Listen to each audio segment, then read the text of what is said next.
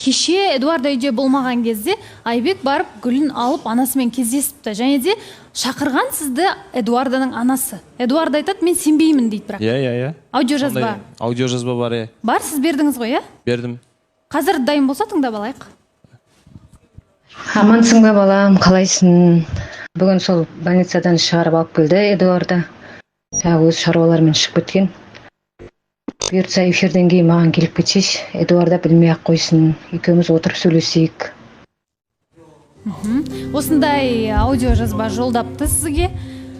Эдуарда сіздің анаңыздың дауысы ғой, иә?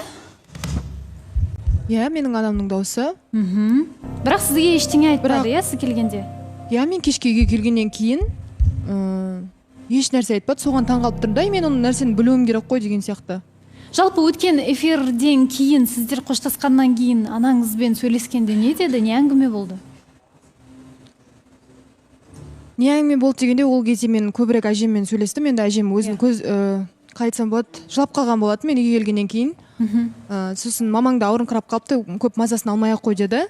Негізі мен кеше үйге алып шыққаннан кейін анамен дұрыс отырып сөйлесе алмадым, мен жұмыстармен кеткен болатынмын. Түнде келдік, ол кезде мен үйде сестраларым болды деген сияқты, маманың жолға шығайын деп жатты, соны дайындап жатты.